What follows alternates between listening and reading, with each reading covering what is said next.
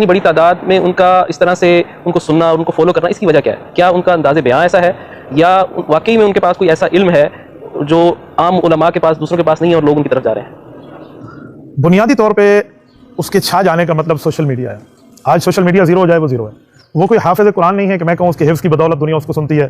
وہ قاری قرآن نہیں ہے کہ اس کی قرات کی وجہ سے سنتی ہے. وہ عالم نہیں ہے کہ اس کے علم کی وجہ سے سنتے ہیں. وہ مفتی نہیں ہے کہ اس کے فتویٰ کی وجہ سے سنتے ہیں. وہ محدث نہیں ہے کہ حدیث کے ماہر کی وجہ سے سنتے ہیں. یا مفسر نہیں ہے کہ حدیث کی تفسیر کی وجہ سے سنتے ہیں. ان کا کلیم ہے کہ میں انجینئر ہوں. انہیں چاہیے وہ اپنی فیلڈ میں رہیں. فیلڈ سے جب باہر ہوتے ہیں تو لوگ چسکے لینے کے لیے سنتے ہیں. تو انجینئر علی مرزا نے اپنی فیلڈ رکھی انجینئرنگ. اس سے باہر نکل کے جب وہ علماء پہ آئے اور سوالات شروع کیے، یہ سوال اس کے پاس صرف سوالات ہیں، دلیل نام کی ان کے پاس چیز نہیں ہے. آپ دیکھ لیں ہمارے اہل حق کے جتنے عقائد اور مسائل ہیں اس پر وہ سوالات کرتے ہیں، ان کے پاس جواب نہیں ہے. تو دلیل بھی نہیں ہے، صرف سوال ہے. تو سوال اور شبہات کو دنیا زیادہ سنتی ہے، اس وجہ سے لوگ ان کے سامنے ہیں. باقی یہ نہیں ہے کہ اس کے اندر کوئی کوالٹیز موجود ہیں یا کوئی علمی کام کا بندہ ہے. وہ جتنا علمی ہے وہ اہل حق اس کو بہت اچھی طرح جانتے ہیں کہ اس کے علم کا لیول کیا ہے. اور آپ کو یہ لگتا ہے کہ ان کی اتنی ساری گفتگو، سب کچھ آپ اور مفتی طارق مسعود صاحب اور جتنے علماء جوابات دیتے ہیں، سامنے نہ بیٹھنے کی کیا وجہ؟ آپ نے بھی بڑی دفعہ ان کو کہا اور انہوں نے کہا کہ ٹھیک ہے جائیں مفتی تقی عثمانی صاحب سے لکھ کے لے آئیں کہ میں آپ کا نمائندہ ہوں تو پھر میں بیٹھیں. اس طرح کی جو شرائط ہیں الٹی سیدھی، اس کے پیچھے کیا وجہ نظر آتی ہے؟ آج نہ جانے آنگن ٹیڑھا، بس اس کی ایک ہی وجہ ہے، اس میں گفتگو کی صلاحیت اس میں نہیں ہے. ہمارے بہت سے علماء، اس کی علاقے کے علماء، مولانا مصعب وغیرہ باقی حضرات ان کو بہت اچھی طرح جانتے ہیں. تو یہ اسی لیے پھر سامنے نہیں آتا کہ اس کی حیثیت کیا ہے. کئی مرتبہ مجھ سے رابطے کرا جی 4 ماہ مجھے دے دیں اشرف رسول اللہ والے مسئلے پہ، آپ تو بہت علمی آدمی تھے، نہیں فلاں کر، آپ تھوڑا صبر کر. 4 ماہ دے کر 1 سال میں نے اس کا انتظار کیا. پھر میں نے دیکھا یار یہ تو ڈیوائڈ اینڈ رول والا ہے کہ بس ان کو ادھر کرتے جاؤ اور اپنا کام کرتے جاؤ. تو یہ تو صرف ڈیلے کے معاملے. پھر میں نے نہ اسے ڈیل کیا نہ اس کو ڈھیل دی. پھر ہم نے اس پر وہ گفتگو کیا جیسے کرنے کا حق ہو. ان کے پلے کوئی شے ہی نہیں ہے جو ہمارے قرآن و سنت کے دلائل کے مقابلے پر لا کر اپنی پبلک کو سیٹسفائی کر سکے. ان کا تو بھیانک خواب یہ پلیٹ فارم بنا ہوا ہے. اس لیے ان کو ہر وقت کوئی بھی دنیا میں مسئلہ ہو جائے نا، وہ انجینئر کا نام لینا شروع کر دیں گے. انجینئر نے یہ کر دیا.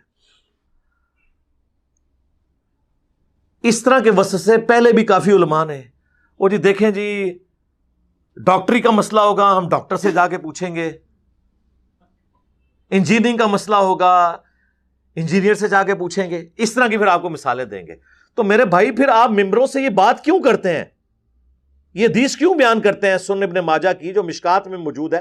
اگرچہ اس کی سند میں کلام ہے لیکن اس کا متن قرآن و سنت کے عین مطابق ہے. اسے تلقی بالقبول حاصل ہے کہ علم دین حاصل کرنا ہر مسلمان مرد و عورت پر فرض ہے. تو اس کا کیا مطلب ہے کہ ہر مسلمان مرد و عورت نے علماء والی ڈگری لینی ہے مدرسے سے، یا اتنا بیسک علم حاصل کرنا ہے جتنا اس کی 24 گھنٹے کی زندگی گزارنے کی ضرورت ہے؟ ورنہ تو ساروں کو بھی ڈگری ہولڈر ہونا چاہیے. اور ڈگریاں تو میں تو اینڈ تک کھولاں گا کہ ڈگریاں دی اوقات کے ہے. ویسے تو ساڈی ویڈیوز کھل چکی ہے اوقات. تو کہیں گے نہیں ہر بندے کو علم دین حاصل کرنا چاہیے.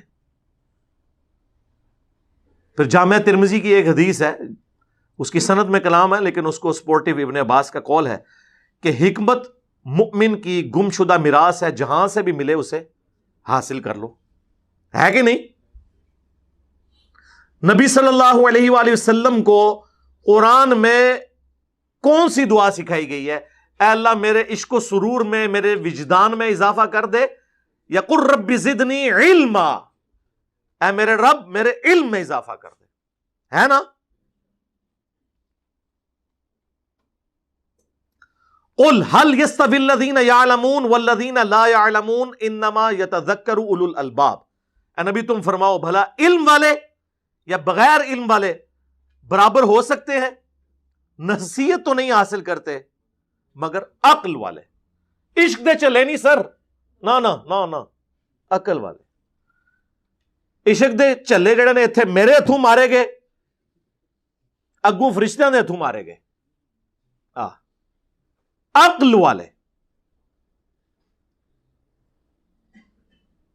انما یخشی اللہ من عبادہ العلماء. اللہ کی خشیت اور معرفت تو صرف اہل علم کو ہے. اور علم سے مراد صرف حنفی بریلوی ڈگری. ہاں نہیں، صرف حنفی دیوبندی ڈگری نہیں، صرف اہل حدیث کی ڈگری نہیں، یہ تو سارے 8 سال کے قوم یونیورسٹی ایران کی 17 سال کی شیعہ کی ڈگری. اے تہاڈی ڈگریاں دی اوقات جے. ایک ان پڑھ بھی بریلوی دیوبندیوں کے بڑے عالم دین کو کہے گا وہ تو ہے ہی گمراہ. تو مراد یہ ہے کہ اس سے بڑا وہ عالم ہے. اور ایک عام ان پڑھ دیوبندی بریلویوں کے علماء کو کہے گا یہ تو ہے ہی گمراہ. اس کا مطلب ہے کہ دیوبندیوں کا عام ان پڑھ بندہ بریلویوں کے علماء سے بڑا عالم. اے ڈگری دی اوقات جے رکھو انہوں اپنے کول. اور ہماری ڈگری اللہ کے نبی نے ہمیں دی ہے صلی اللہ علیہ وآلہ وسلم. بلغوا عنی ولو آیہ، صحیح بخاری، پہنچا دو میری طرف سے اگرچہ تمہیں ایک آیت ہی آتی ہو نا، آگے پہنچا دو. اس کے بعد کس ڈگری کی ضرورت ہے؟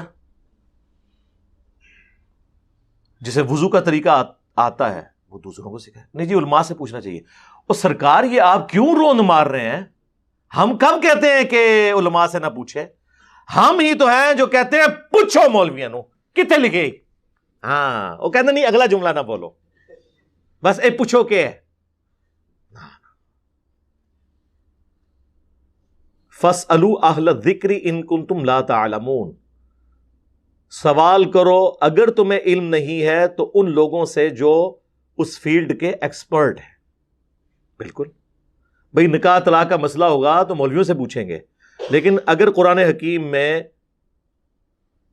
بیالوجی سے متعلق، جیالوجی سے متعلق، ایسٹرونومی سے متعلق، فزکس سے متعلق 1000 کے قریب سائنٹیفک فیکٹس کے اوپر، فزیکل فینومینا آف نیچر کے اوپر، قانون قدرت کے اوپر آیات ہوں گی تو سر علماء کو تو سائنس نہیں آتی ہے، وہ تو پھر ہم گوروں سے جا کے پوچھیں گے نا. تو آج تک کسی انجینئر ڈاکٹر نے کہا کہ علماء سے جا کے قرآن کی 1000 آیات کے بارے میں نہ پوچھو یہ تو جاہل ہے. وہ کہتے ہیں نہیں پوچھو، ہو سکتا ہے انہیں پتا ہو اور بتا بھی دیں تمہیں، لیکن خود سے نہیں بتا رہے ہوں گے. ظاہر ہے کہ وہ تو کسی سائنٹسٹ کے علم سے. تو پھر سر یہ سائنٹسٹ کا ہی حوصلہ ہے نا، ٹھیک ہے نا، کہ وہ کہتے ہیں آپ ہمارا علم جو آپ نے ہم سے حاصل کیا ہے ہم سے ڈگری لیے بغیر آگے بیان کریں. سر میں نے میکینیکل انجینئرنگ کی ہوئی ہے، اگر کوئی انجینئرنگ کے اوپر بات کرتا ہے اور صحیح بات کرتا ہے میں کبھی اسے ڈگری نہیں مانوں گا. یہ ہمارا حوصلہ ہے. مولوی سے پوچھ لیں کہ اگر تو اپنے گھر کا ایئر کنڈیشن لگوا رہا ہو اور اے سی کا جو انر یونٹ ہے یہ تھوڑا سا ٹیڑھا لگ جائے اور دیکھنے میں نظر بھی آ رہا ہو تو تم کاریگر کو یہ نہیں کہتے ہو کہ یار اسے ذرا سیدھا کر کے لگاؤ، اور آگے سے اگر وہ کاریگر کہ تیرے پاس وہ ڈگری نہیں ہے، فیلڈ تو میری ہے.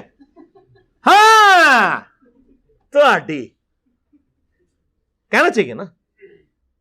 پنکچر لگوانے جاتے ہیں موٹر بائک کا، آپ نے تو کبھی پنکچر نہیں لگایا لیکن آپ اسے کہتے ہیں یار ذرا دیکھ لی کوئی اور ٹیوب ہی پنکچر نہ ہوئے. وہ ڈالنے لگے تو آپ کہتے ہیں ٹائر بھی ہاتھ مار کے چیک کری کوئی کیل نہ لگا ہوا ہو. آگے سے وہ کہے کہ یہ میرا کام ہے یا آپ کا کام ہے، جہاں تو سپارے پڑھاتے رہتے جڑا کام ہے کہتا کوئی. اس کا مطلب ہے کہ وہ پنکچر لگانے والا، وہ ایئر کنڈیشن فٹ کرنے والا، وہ موچی جو جوتیاں گانٹ رہا ہے اور آپ کے مشوروں کو اکوموڈیٹ کر رہا ہے، وہ ان مولویوں سے بہتر ہے. کم از کم کتے کی طرح پڑھتا تو نہیں نا، آگے سے اکوموڈیٹ کرتا ہے نا. یہ تو نہیں کہتا تیری فیلڈ نہیں ہے. کامن سینس کی بات ہے، لیکن common sense is not so common. Common sense common تو نہیں ہوتا. تو یہ تو پھر ان لوگوں کا حوصلہ ہے کہ وہ قبول کرتے ہیں. میں آپ کو بتاؤں، میں میکینیکل انجینئرنگ کے دوران میں ٹاپرز میں سے تھا. مجھے نہیں یاد پڑتا کہ کوئی دن گزرے ایسا جس میں نے کسی استاد کی غلطی بھری کلاس میں نہ نکالی ہو ادب کے دائرے کے اندر کہ سر یہ اس طرح نہیں ایسے. اور مجھے نہیں یاد پڑتا کہ ان 5 سالوں میں کبھی کسی استاد نے مجھے ڈانٹا ہو، یہی کہا کہ بیٹا تھینک یو. یہ کیا کہتے ہیں؟ Thank you. چک کے باہر سٹو انہوں. یہ جرت سانو پوچھ رہے. یعنی آپ دیکھیں کہ دنیاوی ٹیچرز میں اتنا حوصلہ ہے جو ان مولویوں میں نہیں ہے. پھر کہتے ہیں ہماری عزت نہیں ہے. بھئی عزت کرواؤ نا. اور مجھے یہ بتائیں آج تک آپ کسی آنکھ کے اسپیشلسٹ کے پاس گئے ہوں آنکھ کا علاج کروانے اور وہ آپ کو آگے سے یہ مشورہ دے کہ یار یہ آپ کی آنکھ ٹھیک ہو جائے گی لیکن دائیں آنکھ ٹھیک کرنے کے لیے آپ کا دایاں پاؤں کاٹنا پڑے گا، تو آپ کیا کہیں گے؟ ٹھیک ہے، فرما دیا اسپیشلسٹ نے، فرما دیا ہے، لات بڑھوا لو گے؟ کیا کہو گے کہ یار اتنی تو عقل مجھے بھی ہے کہ آنکھ کے لیے مطلب پاؤں کو کاٹنا پڑے گا. آپ کسی دوسرے کے پاس جائیں گے، تیسرے کے پاس جائیں گے تو پتہ چل جائے گا کہ یہ ڈنگر ہے، یہی پتہ چلے گا نا. تو علماء کے مسئلے میں بھی جب ایاک نعبد و ایاک نستعین کے بعد آپ بابوں کو پکارنا سن رہے ہوتے ہیں تو اس وقت آپ کی عقل کیوں نہیں کام کرتی کسی دوسرے کی بھی بات سنیں کہ وہ کیا کہتا ہے اس مسئلے میں، کہ واضح لکھا ہوا ہے کہ عبادت اللہ کی کرنی ہے، مدد اسی سے مانگنی ہے. ادھر جب آپ کو مولوی کہانی کراتا ہے جی روٹی امی سے نہ مانگیں، بھئی کس نے کہنا مانگ؟ قرآن میں لکھا ہوا ہے کہ مانگ ماں سے. وَتَعَاوَنُوا عَلَى الْبِرِّ وَالتَّقْوَى وَلَا تَعَاوَنُوا عَلَى الْإِثْمِ وَالْعُدْوَانِ. نیکی اور پرہیزگاری کے کاموں میں ایک دوسرے کی مدد کرو، برائی میں الگ رہو. لیکن دعا مانگنا یہ ظاہری اسباب تو ٹھیک ہے، دعا صرف اللہ کے ساتھ خاص ہے.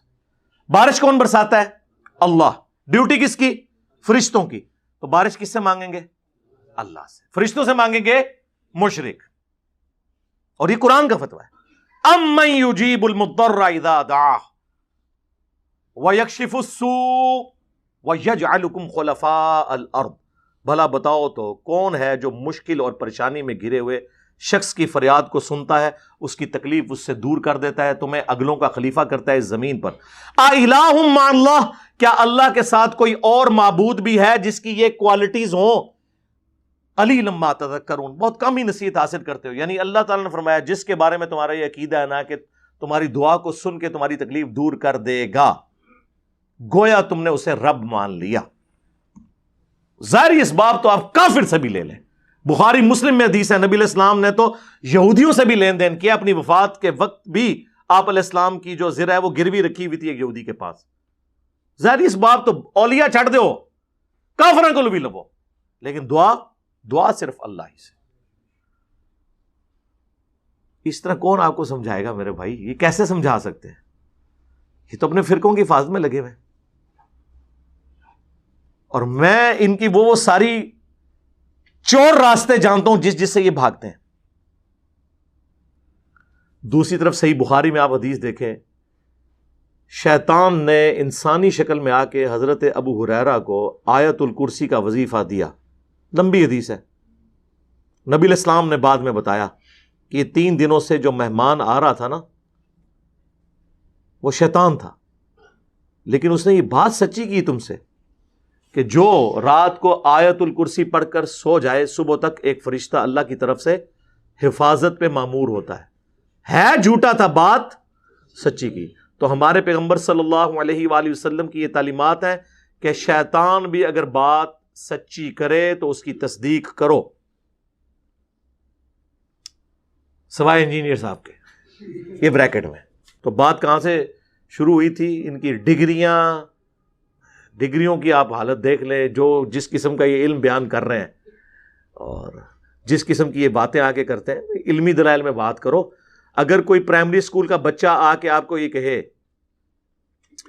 کہ مولانا سورۃ البقرہ کی آیت نمبر 279 میں لکھا ہوا ہے کہ سود کھانے والے سے اللہ اور اس کے رسول کی جنگ ہے، عز وجل و صلی اللہ علیہ وسلم. آگے سے مولانا یہ جواب دے گا، بیٹا آپ پاس ڈگری ہے تو چونکہ آپ کے پاس ڈگری نہیں ہے لہٰذا میں نے قرآن کی آیت بھی نہیں ماننی. اگر یہ بات کوئی مولانا کرے تو اس کا کیا مطلب ہے؟ وہ کافر ہو گیا. قرآن کی آیت نہ مان کے اسے چاہیے کہ وہ 279 پڑھ لے. اگر لکھا ہے تو مان لے. بٹ کی سپیلنگ BAT بٹ ہے، BUT بٹ ہے، اور BUT بٹ اور PUT پٹ نہیں ہوتا. PUT پٹ کیوں ہوتا ہے؟ یہ آکسفورڈ کی ڈکشنری بتاتی ہے یا کوئی انگلش کا مولانا بتاتا ہے؟ اور آج تک کوئی انگلش کا مولانا نہیں جو اختلاف کر جائے اس بات کے ساتھ. اس کی جرت نہیں ہے کہ اپنی کتابوں کے ساتھ غداری کرے. لیکن قرآن و سنت کے ساتھ غداری کون کرتا ہے؟ ہمارے علماء.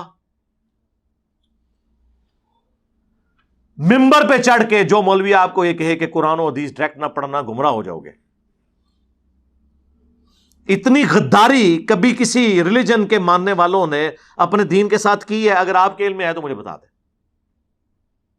یہی لوگ غداری کرتے ہیں. فلانا ڈگری لے کے آئے گا. اور ڈگریوں کی کیا اوقات ہے؟ تم ایک دوسرے کی ڈگریوں کو نہیں مانتے ہو، ایک دوسرے کا ایمان نہیں مانتے ہو، اسلام نہیں مانتے ہو. عرض کر دیں پھر 1905 میں احمد بریلوی صاحب نے حسام الحرمین لکھی، اس کا نام رکھا حرمین کی تلوار. اور اس میں انہوں نے 5 علماء کو، جن میں سے ایک غلام احمد قادیانی دجال تھا، اور 4 علماء دیوبند کو کافر ڈکلیئر کیا اور اینڈ پہ لکھا ان کے کفر میں شک کرنے والا بھی کافر ہے، یعنی سارے دیوبندیوں کو انہوں نے کافر ڈکلیئر کیا۔ اس کے جواب میں 1906 میں المہند علی المفند لکھتے ہیں، وہ بھی اپنا روح راضی کر دینے، ہند کی تلوار ایک سٹھیائے ہوئے پاگل بابے احمد بریلوی پر، یہ کتاب کا نام ہے، اشعری تھانوی کے سائن ہے اس کتاب پہ۔ اور ہمارے تقی عثمانی صاحب کہتے ہیں جی اللہ نے ہمارے کافرین کو ایسا بنایا تھا، سر ایسا بنایا تھا کہ وہ مفند کہتے تھے اپنے مخالفین کو، اللہ نے ہمارے کافرین کو ایسا بنایا تھا